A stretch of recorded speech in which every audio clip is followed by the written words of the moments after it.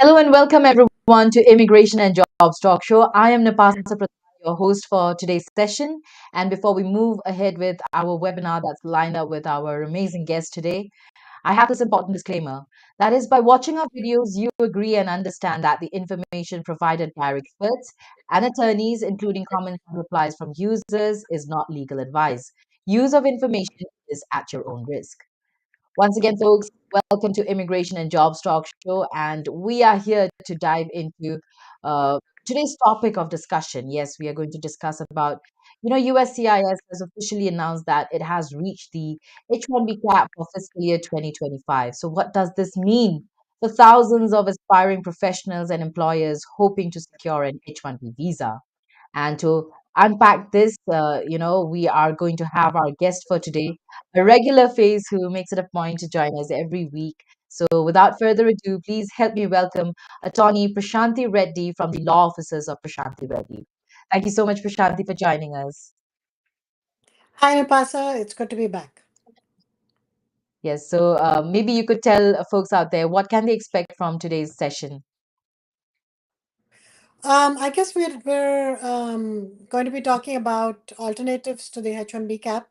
That would be a major chunk because the now that the cap is over, you will not be able to be on a H-1 until next March because that's when the next cap starts. So now that the cap is completed and no further lotteries are going to be done as per the USCIS announcement, we have to find alternatives for work employment, right? So for employment, so work visas. What if there are any alternative work visas for employers as well as for employees? So we're going to discuss that, and we're going to discuss a little bit about, what is the scenario for the future, what changes, if any, are likely to be made. What are the good ways of making ensuring that you have a better chance in the cap, et cetera, et cetera. So that's what we're going to be talking about today. Absolutely. So, friends, stay tuned and thank you for joining us. We are streaming live right now on YouTube, LinkedIn, Facebook, and also on X. So, please feel free to, participate in this conversation. Maybe you have some questions with regard to our topic today. So, please feel free to comment them. And another thing is, you can also join us in this discussion by dialing this number, which is displayed on the screen. And the number is 425-436-6335. And when they ask for the access code, dial in 988-888 and you will be able to jump in to this conversation. So very happy to do this. And absolutely, so whether you are an employer, a current visa holder, or someone considering applying in the future, this session is going to provide you insights and strategies to um, go through this complex landscape. So thank you so much, Prashanthi, for helping us today. And I think without further ado, let's go on with our questions. And I have this first one that is, with the USCIS announcing that the H-1B cap for 2025 has been reached, what does this mean for applicants who were, not selected in the lottery? And are there any alternative pathways for them to work in the US?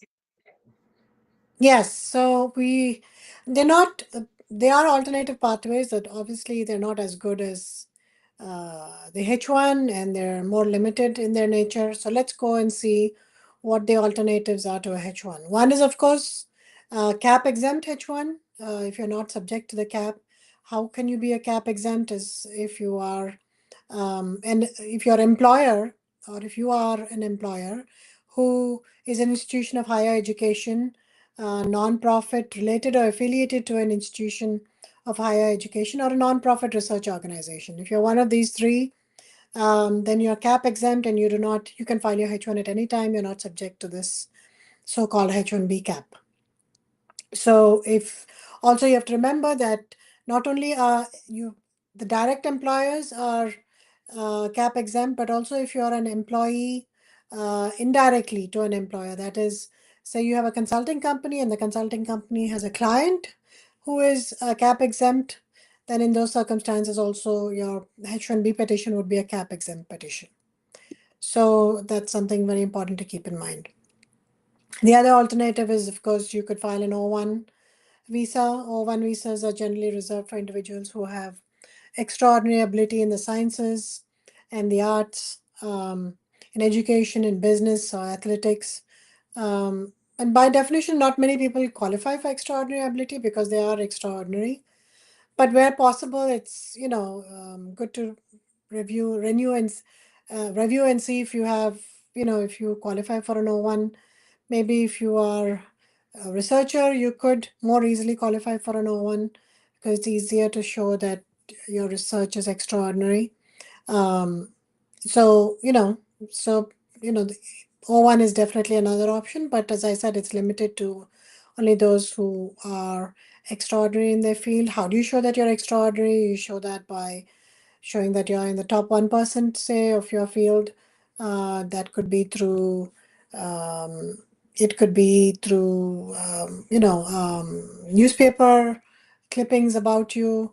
It could be about peer review. So people that are top in their field, in the field that you're working, can give you a recommendation letter recommending that you are of extraordinary ability in your field. You could be a member of where membership requires of a certain organization where membership requires really high standards. You could be judging other people's work. You could have published, your articles in prestigious publications in your field. So there are many ways you could have received awards in your field. So there are many ways, as I said, of showing extraordinary ability. Other option is the L1. Intra-company transferee. So there is an L1A and there's L1B. L1B is for those employees who have specialized knowledge. It does not have to be proprietary, but it has to be knowledge that they cannot train, in 6 months or 1 year. Uh, it's usually helpful for L1B if maybe you have knowledge of the systems, the processes, or maybe you have knowledge of the domain of the end client, which is not easily obtainable without additional training. So if you worked in order for an L1, whether it be L1B or L1A, you should have a company in India and there should be a company in the US, and there has to be a relationship between the two. And the company in India, say, I'm just giving you an example of India, should be transferring you as an intra-company transferee from India to the US, um, and to work at the US organization. So as I said, L1B is one option where there's specialized knowledge. L1A is another option, which is for multinational, allows multinational companies to send their executives, top executives or managers. So if you are L1A, you have to be top executive or managerial level positions, and you have to show documentary evidence that you worked in the company from the past 1 year, either in the specialized knowledge if you're L1B, or as a multinational executive if you're L1A. And you have to submit documentation, etc. So it's a very document heavy petition, the L1. The advantage of the L1A is that you qualify for EB1, and therefore you can file your green card under EB1. File an I-140 directly, you don't have to file labor cert. For the L1B category, unfortunately, it's not EB1, and you have to file a labor cert and an I-140, just as you would in a H-1B situation under EB2 or EB3. So that's L1. Now, there's certain country-specific work visas. So people belonging to a particular country can only get those work visas. For example, Canadian and Mexican nationals can get a TN visa. TN visa is available and is not subject to any cap, and it's fairly easy to obtain. You can apply at the border as long as you qualify under one of the designated occupations. The designated occupations for TN are available online, which if you want to check them out. And that list also has the educational credentials that are required for that particular position. So if you have those credentials, and if you are under one of the designated occupations, if your job is under the designated occupations, then you can get a T1 at the border, TN at the border. um, so for Canada, it's at the border. In Mexico, you'd have to actually file at the consulate. Another country specific is visa is H-1B1, which is same as the H-1B, but there's a special cap quota for it. I believe it's 10,000. And this is available for people who are from Singapore and Chile. Another visa available is the E3 for Australia. So if you're an Australian national, you can apply for an E3, which is very similar to a H1. You need to show specialty occupation. Again, you can go and apply directly at the consulate. You do not have to file a petition and get an approval from USCIS. And there's no cap again for the E3. So that's the E3. Then there's also E1 and E2, it is treaty trader and treaty investor.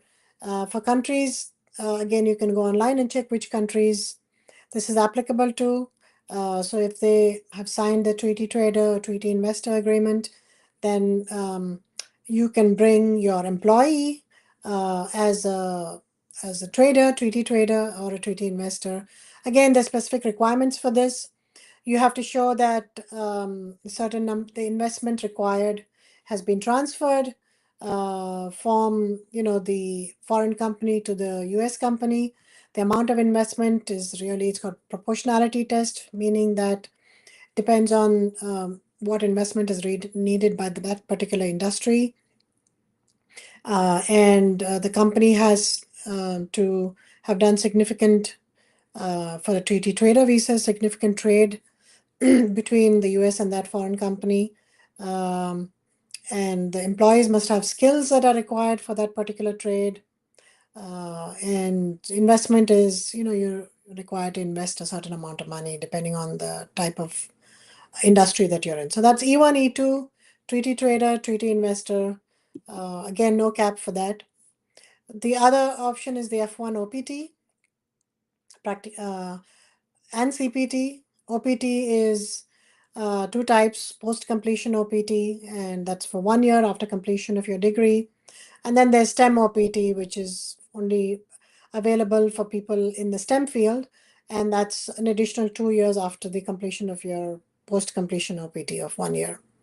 You also have CPT, curricular practical training. This is available for students where the school requires you or allows you to take to get hired off campus, but prior approval is required. Usually, curricular practical training has to be related to the degree that you're studying. So that's CPT and OPT. So you have that as well. You can also file for a green card directly in EB1 for Indian nationals. And for people who are not from India and China, you can apply in EB2 and EB3 as well, because the priority dates are not that backlogged. You still do have to wait. You have to file the labor, I-140, and then file for the green card consular processing. And the National Visa Center will send you an application. You can pay the fee, upload documents, and then the consulate gets involved, and then they call you for an interview, and they will give you the green card if you qualify. So, unfortunately, this is, of course, only available for people who are not from the backlogged countries, China and India. All other countries, EB1 is sometimes current, EB2 is not that far behind, so it's easier to apply directly for that green card and not have to apply for a non-immigrant visa. And have to go through the lottery, etc. Of course, you can always wait for April 1 for the next lottery, and then you can file that. So that's an overview of what the alternatives are for a H-1B. Pasa? Yes, thank you so much, Prashanthi. I mean, those were great options, and folks out there, the Prashanthi has in detail mentioned, the different alternatives, alternative visas that you could apply for, and maybe to know which would be the best fit for you. It's always best to consult an attorney. So why not contact attorney Prashanthi Reddy herself, and you can do that by calling her on her number, and her phone number is 212-354-1010. You can also email her at prashanthi@reddyesq.com and go visit www.reddyesq.com to get to know more about Prashanthi Reddy and the law offices of Prashanthi Reddy. And at this moment, I'd like to say hello to Sneha and Ritika. Thank you so much for joining us with your questions. We are going to address them a little later in our show. And for now, Prashanthi, what are the next steps for individuals who have been selected in the H-1B lottery, and how should they prepare for their petition submission to maximize approval chances? So once you've been selected in the lottery, since we've had two lotteries, most probably, you already know your results and you've most probably filed your petition, because even for the second lottery, the filing deadline was sometime in November. But for next year, if you do get picked, then it's very important that you follow these few guidelines that I'm going to tell you. Number one, ensure that you send the application out to the service center that is on your registration approval. So it's no longer based on your address or your employer's address. The address will be that you need to send out your petition will be on the lottery approval notice. So keep that in mind. Number two, make sure you send out your application within the given period. It's 90 days to send out your application, and the last date will be mentioned on your lottery approval. So make sure you keep track of that. Also, always important, don't send it in the last minute. Try and send it at least a month or 2 months in advance, so that for some reason, if the petition comes back because you did something wrong, then you have enough time to resend it again. Number four, make sure you send out the petition with the correct fees. Always important, because the fees are complicated. It depends on the number of employees. It depends on, so number of employees that the employer has. And also the asylum fee is applicable to some, it's not applicable to some. It's a lower fee for some. So again, it all depends on the number of employees that you have. So keep that in mind, and there's several different kinds of fees that are affected by the number of employees. So keep that in mind and submit the correct fees. Number five, what you should do is make sure that you send out a complete application. Make sure you fill out the forms completely, sign wherever required, uh, choose the correct boxes, review your case thoroughly to make sure that you've not checkmarked a wrong box, or not checkmarked a box, or forgotten to checkmark a box. Make sure you sign. Yeah, the attorney signs, the petitioner signs. There's no beneficiary signature required. Also, make sure that you submit all the documents that you need to submit for a H-1B, which includes status documents, includes documents about your company, where the person is going to work, POs and contracts, if applicable. Don't leave anything to chance. Try to avoid an RFE. Submit evaluation documents, degree certificates. These are beneficiary documents, because otherwise you'll get an RFE, and then the chances of approval are lower if you get an RFE. And also the processing time is higher. So you want to avoid getting that RFE if you can. So I think these are a few pointers to what you should do in order to successfully file your H-1B. Thank you so much, Prashanthi, for those tips. And I'm sure they are going to be very, very beneficial for all our viewers out there who are, applying for their H-1B visa or have been selected, at least in the lottery. Thank you so much. Now, let's go on to our next question. And that is, what does hitting the H-1B cap so quickly in 2025 indicate about the demand for skilled foreign workers in the US job market? Well, it means that there is a high demand for skilled workers in the US market. There's still a high demand despite the layoffs that we see in the IT industry. There is still an extremely high demand, which means that there are not sufficient US workers to fill those jobs. Otherwise, they would not be looking for foreign workers, because, as per Labor Department rules, the foreign workers have to be paid just as much as the US workers. So they have no incentive to look for foreign workers other than the fact that there are no US citizens available, for the job. Um, so, otherwise consulting companies could just hire US citizens and then contract them out to other companies, rather than looking for H-1Bs. So, and that's not necessarily the case. As I said, there's no availability of US citizens for a lot of these STEM related jobs, and definitely in the healthcare industry as well. So, I just wanted to take this a little further, and what does it mean that the cap is being hit? What does it mean for the job market that H-1B numbers are no longer available? What does it mean for the job market that H-1B numbers are limited even?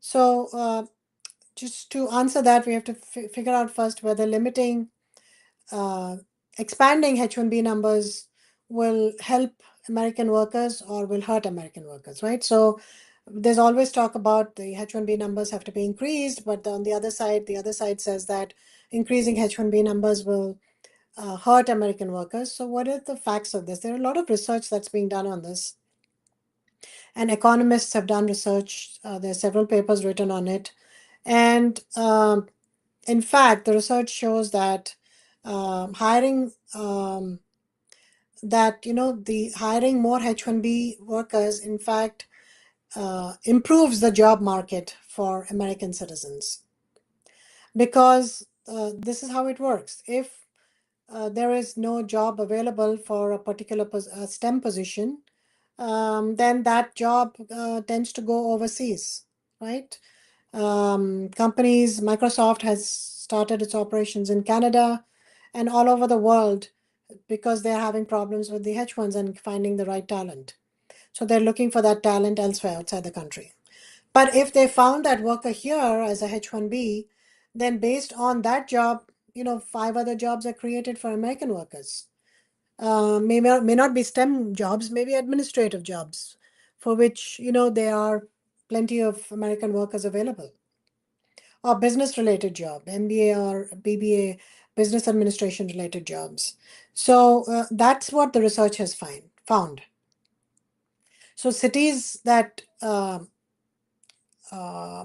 get more H-1Bs, and this is of course just random because it's based on the lottery, they see that the job market uh, improves in those cities and more jobs are created.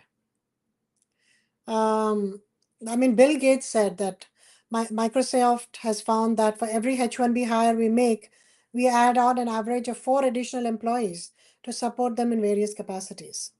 Bill Gates has said this. So even though the results may seem counterintuitive, it's a fact that more American jobs are created when more vacancies are filled by high-skilled workers, right? So this is something to keep in mind. And as I said, restricting H-1B visas just basically leads to offshoring. As and I was saying that, um, all those jobs just go out of the country, and that's a loss of so much uh, loss to the economy because all other industries boom when one job is created. There's a boom in real estate, there's a boom in spending, there's a boom in retail. So it's a domino effect. When one H-1B is restricted, it restricts the entire economy in so many ways. So yeah, I would, Nipasa, to answer your question, I think it indicates, filling of the cap this year and all the previous years indicates that there's a high demand and the demand is not being met. It's true. So true. Thank you so much, Prashanthi, for the detailed explanation and for helping us understand this better. Let's address some of our viewers' questions now. I think we should, and let's take up Sneha's first. I was selected in this year's lottery, but my employer delayed filing the petition. Now that the cap is hit, does that mean my application is no longer valid? Well, if you did not file the application in the 90 days period that was given to you, you cannot file it now. If you've already filed it, then you don't have an issue. Your application will be processed even if there is a delay in processing it. So the cap Okay. does not have any effect on a petition which has already been filed. And if the petition was not filed, then whether the cap is reached or not reached, you cannot file it again, because even if there was another lottery, you will not be selected in the other lottery because you were already selected. There you go, Sneha. Thank you so much, Prashanthi, for taking this up. And now let's go on to Ritika's question. How does the H-1B cap being reached impact the timing and planning for fiscal year 2026 filings? And what steps can employers and individuals take now to prepare for the next filing season? So I guess in order to prepare the next filing season, you have to make sure that you've done your homework, make sure that you have identified, of course, don't miss the deadline. That's the most important thing. So keep an eye out for when the registration opens up. Ensure that your employer has all the necessary information for them to file the registration. So do some homework to see what information is needed. There's not much information needed, simply a copy of the applicant's passport.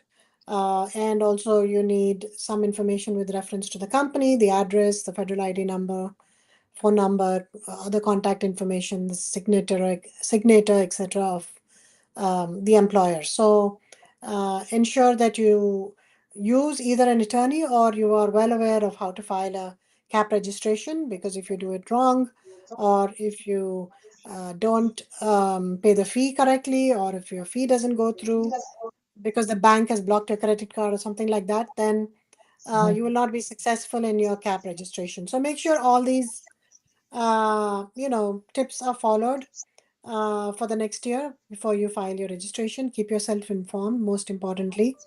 Um, with reference to timing, um, you should at least do all the preliminary work. Start it now.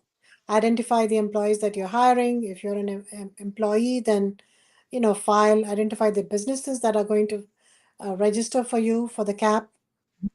So I think you should start now, um, and be aware of what is needed to file a registration to start off with.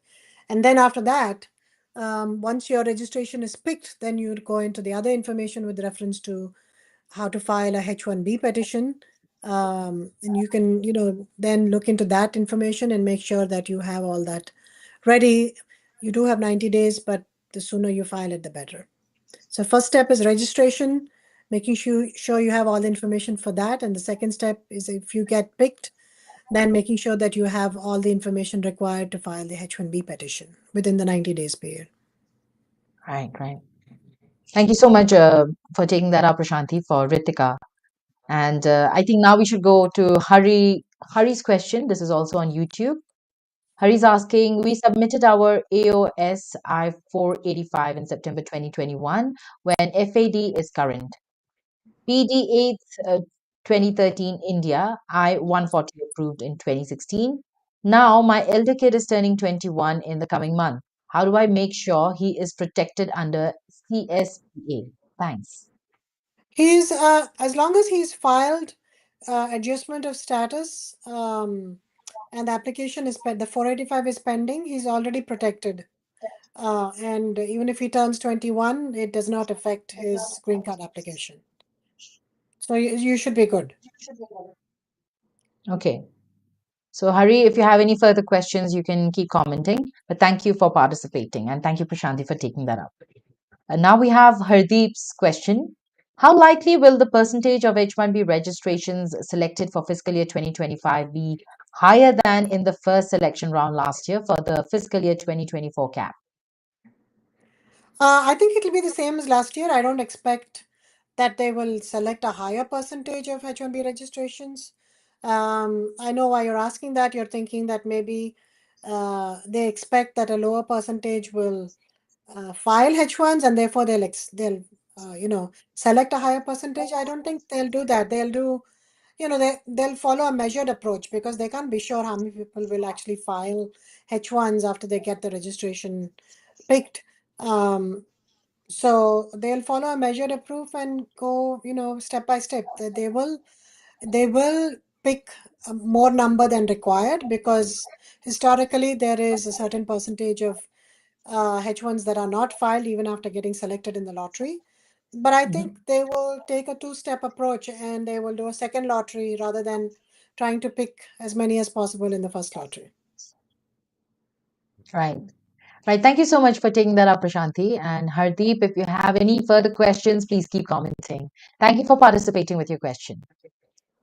Let's move on to our questions, Prashanthi. And, for companies sponsoring H-1B applicants, what strategies can they adopt for future cap seasons to increase the odds of their employees getting selected? Well, we know that the lottery system, it's a lottery system, so it's a random lottery system, so it's really hard to um, do anything to increase or decrease your luck. But there are some things that can be done. Number one, try to if you have a U.S. master's degree, use your U.S. master's degree for the registration, as long as it's related to your degree. Um, but you have to keep in mind that the U.S. master's degree has to be from uh, a private, for a not from a non not a public organization, or a private not-for-profit. So it cannot be a private for-profit university. Um, then you will not qualify for the lottery under the master's cap. So try to use your US Masters, because the US Masters has a separate 20,000 lottery numbers. So that definitely a person with a US Masters has a better chance of being picked in the lottery than a person with a bachelor's degree. US Masters people get two picks in the lottery. They first get run into the Masters lottery, and then if they don't get picked, they get run again into the Bachelor's lottery. So they have higher chances because they run twice, and also because there's a separate 20,000 Masters cap for US Master's degree holders or higher. This goes without saying, file multiple years, keep filing. So don't wait until the last year that your OPT is expiring to file your H1. So mathematically speaking, filing a H1 cap multiple years increases your overall chance of becoming successful in getting picked in the lottery. Therefore, in every opportunity to get, please make sure you file that lottery, um, file the registration for the lottery. Um, so, if you're in a STEM, then you get most probably 3 years in a row you can file for the lottery. So make sure you make use of all those 3 years. Um, so again, find alternative ways to get picked. I mean, alternative ways. If the H-1B is not picked, then I guess you'll have to find alternative work visas, that like we discussed. Um, so try to find that if you're not able to get picked and you're not successful. Also, sometimes you might be a master's degree, but you might not have completed your master's degree. See if you can still file a registration and a master's cap even though you have not completed it. Perhaps if you have completed all the requirements towards it, but you don't have the actual degree, you would still qualify. Um, so you might be able to do it that way. So see if there are any other alternative ways of doing it. File a registration with multiple employers. Now, this is a little tricky because USCIS specifically prohibits multiple H-1B filings with the same employer or with different employers if there's collusion between the employers. But if you are approaching separate employers independently, and if there is a separate job that is being offered through each employer, separate job meaning the client is different, the job is completely different. It's not the same client and several employers are filing for you. So if that's the case, then you should file multiple. But now, unfortunately, even if you file for multiple employers since this year, they've removed that incentive, and that, so you will only be picked once even if you file for multiple employers. So that no longer holds good. Of course, file a perfect application. That's number 5. Make sure you don't make any mistakes. Um, make sure your H-1B is properly prepared, your registration is properly done, the credit card doesn't get declined. So all that, make sure it's a perfect application. Uh, so you will get maximize your chances of getting the H-1B approval. For sure, for sure. Thank you so much, Prashanthi, for taking that up. And we should address Girish's question on YouTube now. Girish is asking, how has the insertion of the H-1B visa cap evolving industry trends and shifting immigration policies between 2025 and 2020, sorry, 2015 and 2025 impacted the diversity of talent acquisition strategies?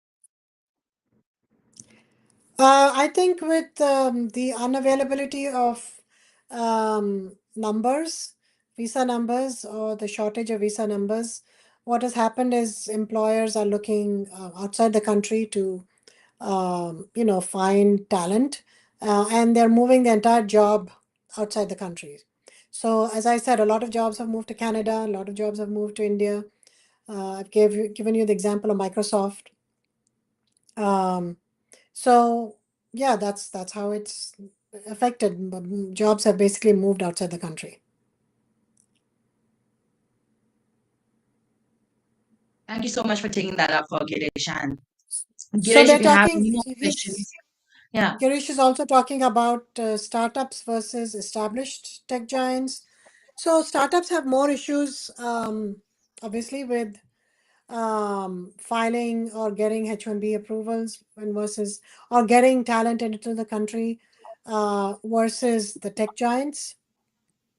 And being a smaller company is definitely more difficult for people to get their talent, mainly because larger companies, number one, they have more immigration options. They have better staff who knows about immigration and is able to go through all the loopholes. Also, they have the ability to find talent outside the country and continue to be competitive. Like Microsoft opens offices all over the world and finds the talent they need wherever they need it, if they're not able to get it here, right? But as a startup, you don't have those kind of resources to open up offices outside the country and to tap foreign talent outside the country and get them working remotely outside the country, because then you have to set up offices there in other countries. So you have to have the money and the resources to be able to do that. So finding talent outside and retaining them is not possible for small businesses, while it is for large companies. Also, large companies have the option of filing blanket L1 applications, L1A and L1B.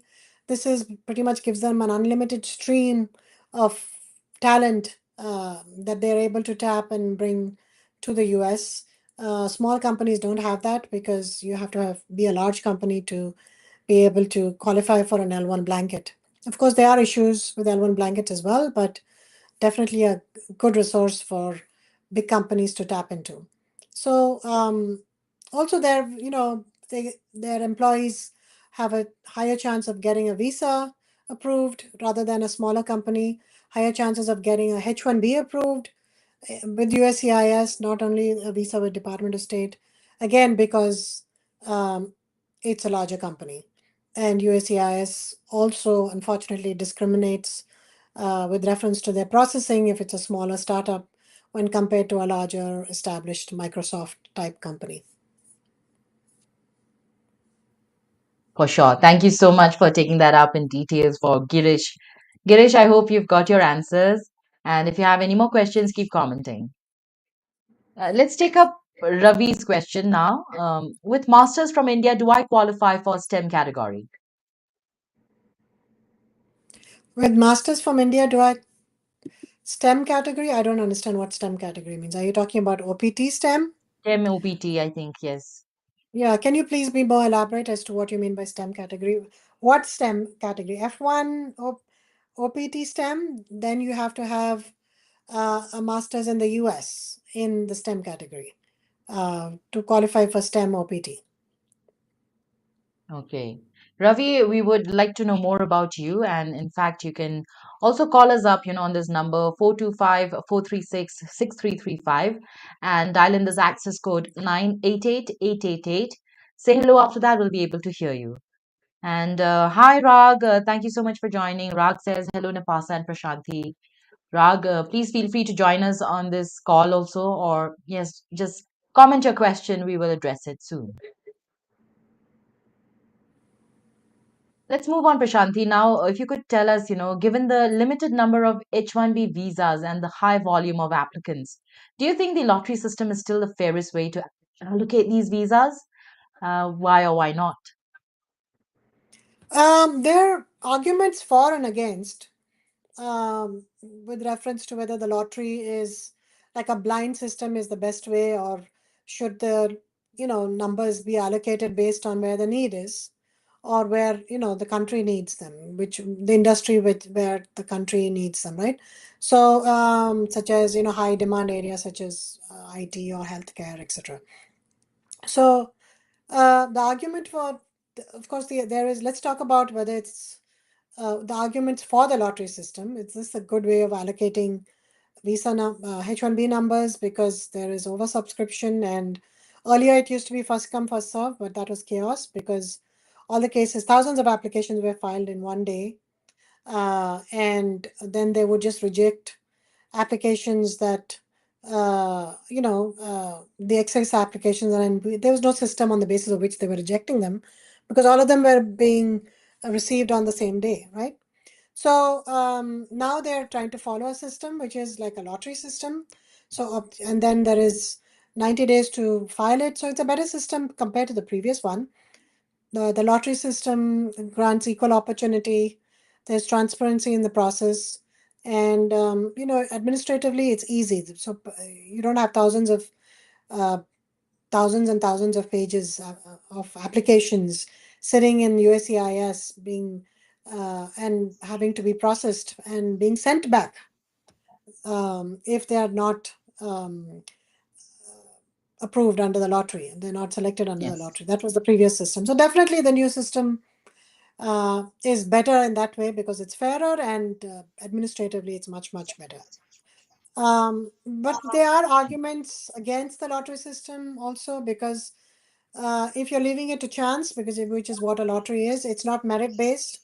So you're not considering the applicant's skills or experience or the applicant's potential to contribute to the US economy before deciding whether to give them the number or not. Hmm. Highly qualified individuals may be left out, while people less qualified will be selected because of the pure chance of the lottery. Yes. It discourages innovation because there's no incentive for employers to seek out the most exceptional talent, right? Or people with master's degree or maybe 10 years of experience, because the qualification for a H-1B is the same for everyone. So what changes can be made because of this? What are the potential alternatives to the lottery system to allocate H-1B numbers? I guess you could have a merit-based system where you prioritize and give numbers to those applicants based on factors like education or work experience or skills. Or you can allocate numbers based on industry specific. So say if you are a hospital or you're in the healthcare industry, you can give a certain allocation of of visas, H-1B visas to them, maybe to nurses, to doctors. Um, or you can just, the best alternative is to increase the H-1B cap, because we know that the numbers that are presently there are three times that are being filed. So you have to increase the cap by three times to meet the demand.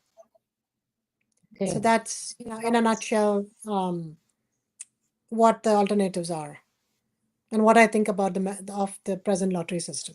Visa lottery system. Yes.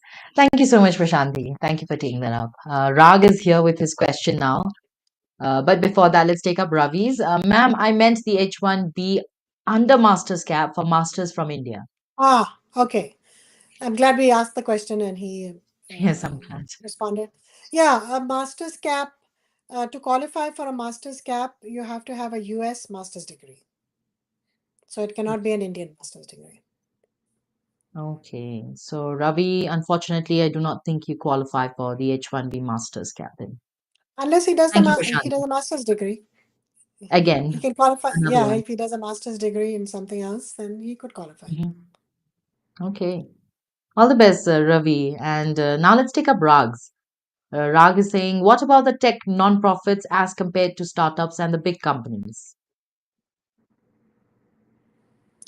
There is no. I mean, is he talking about what about what? I mean, what is the question? The chances of getting a H-1 visa, or is this a continuation of the previous question? Uh, I can't hear you, Nipasa. Rag, if you could be more specific with what you want to know, maybe give us more details on your question, it would be, I mean, more Yeah, convenient rather for us than to answer. me presuming what you're saying, and yeah, ask the question completely.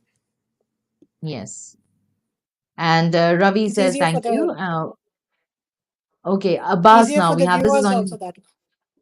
Right, right. We have Abbas's question from Prashanti's channel. So really good to have you, Abbas. If I have one of my company will file H-1B, can I work with the other company without filing H-1B? They are same job title while I'm an OPT and applying for H-1B. Thanks. Um, so again, the fact scenario is not clear, but looks like the person is on working for another company on OPT and wants to know if they can continue to work on OPT while the H1 is being filed. Yes, you can.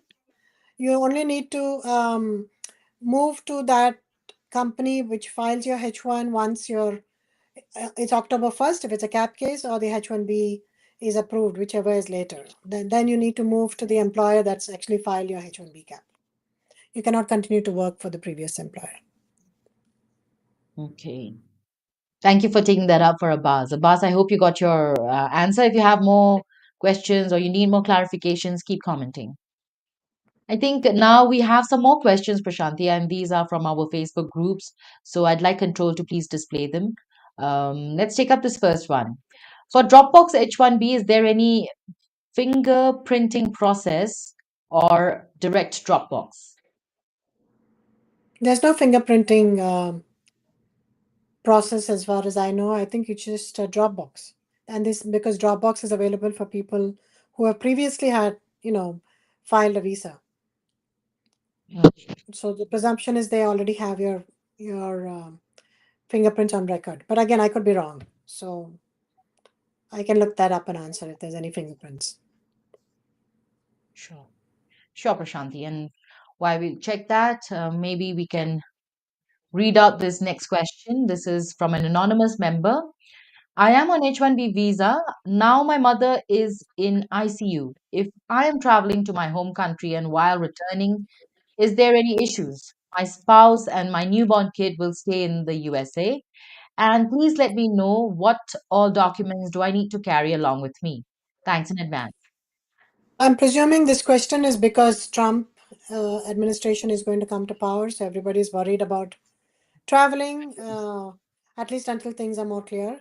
Um, so I think, I mean, I don't expect that the laws will be significantly changed over this short term period, because in order to change the laws, there is a certain process and we will be given notice. But what will happen is become more difficult. There'll be more scrutiny on everything. There'll be more requests for documentation. So I with reference to this particular aspect of traveling and coming back um, on a valid visa, and if you have, as long as you have a valid job, etc., there shouldn't be any problems, but they might ask for more documents. So make sure that you carry everything with you, including your pay stubs to show that you're in status, your H-1B approval, of course. If you can carry the original, that'll be great. And be ready to be prepared to answer any questions. Make sure you're in status. You file the required amendments if needed. If you've changed job location, you are getting paid the salary as per the LCA. So make sure you're meeting all the conditions of the H1. Don't take it for granted. Review your petition, carry a copy of your H1B petition, ask that from your employer. And I would just be more careful rather than presuming that they'll just brush you through like they usually do. They just wave you through, right, at the port of entry. Mhm. So presume the worst and go prepared. Okay. Thank you so much, Prashanthi, for addressing this one. Let's move on to our next. This is another anonymous member asking, last year in September, my husband moved to the US on an H-1B visa and I joined him on an H-4 visa. Unfortunately, this September, he was laid off. To maintain lawful status, we applied for a change of status to B2 before the grace period ended, and USCIS has confirmed they received our application. Our B2 status is valid until April. In the meantime, I've been admitted to a nursing school to complete my prerequisites, and I'm eager to stay here to pursue my career in nursing. I plan to apply for an F1 visa, and once my husband secures a new job and returns to H-1B status, I intend to continue my studies. Has anyone have has anyone been in a similar situation? And what are the chances of my F1 visa being approved under these circumstances? I would love to hear your experiences or advice.